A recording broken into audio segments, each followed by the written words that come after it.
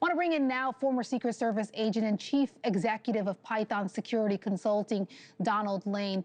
Donald, thank you for being here. You know, Acting Attorney General Todd Blanche this morning signaling that he is confident in law enforcement's response, saying this. The system worked. Law enforcement and the Secret Service protected all of us. The man barely got past the perimeter. And so when you have a perimeter designed to keep people safe like President Trump, and it works, that's something that should be applauded. This was tragic. It was a night that none of us will forget for a very long time. But do not forget that the system worked. The Secret Service kept us safe, and that man was quickly apprehended and subdued minutes, seconds after he tried to breach the perimeter. And it's certainly clear the Secret Service did their job. You know, they put their life in front of the president and made sure that he was safe. But you're looking at security footage that does appear to show the suspect was able to run past barricades. Does this suggest the outer layer wasn't tight enough?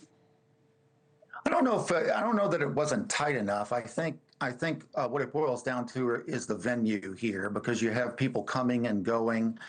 Perhaps that's the reason he was able to get into that area before he got to the magnetometer checkpoint.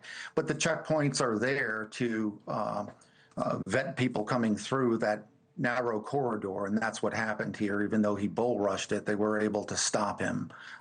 You know, the major issue, I think, here is what a guest said earlier, is that it's a very difficult venue to secure, you know, at the levels that you would want it to be secured, because it's an active business and a hotel with guests coming and going.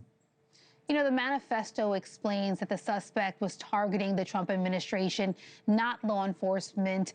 It's still less than 24 hours since this incident. Where does the investigation go from here?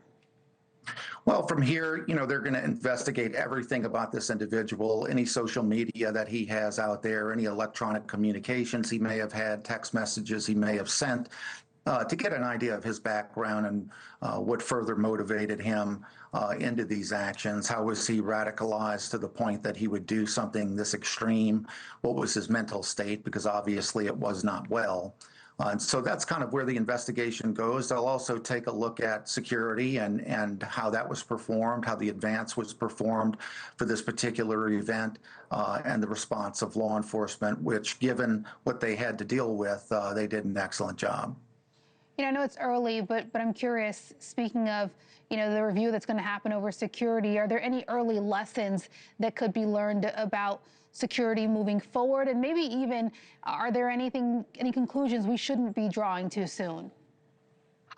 Well, yeah, I think, you know, we'll see what the, in coordination with the staff, why this particular event was put at this hotel. I believe it's been there in the past. And so, you know, that's something that they'll look at, you know, the location. Certainly, had it been at the White House in the ballroom, that would be ideal.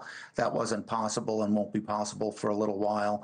But I think they're going to take a look at, you know, maybe the closeness of this checkpoint to the actual doors to the event itself, and perhaps moving that a little further back in the future. But again, those are even early conclusions to come to until we see what the entire advance shows and what they had to deal with here. This hotel will now be infamous for this attack, but it's also already infamous for, back in 1981, President Ronald Reagan was shot there as well. After that shooting, the hotel security was upgraded, but that was 40-ish years ago. Were those protections designed for the different kind of threat that we're now seeing today? Well, you know, the protections that were put in place after the Reagan assassination attempt were that, you know, the president no longer does what are called open arrivals and departures. He's not jumping into a limo out the front door of a venue. You know, that was changed. There's only so much you can do when you have an active business in terms of security, because you have to allow the free flow of people in and out of the facility. And I think that will be taken a look at here for future events. But when you have a large mass of people that have to get to into a venue, you know, at some point you have to set up a choke point somewhere that you can vet these individuals and have them come through.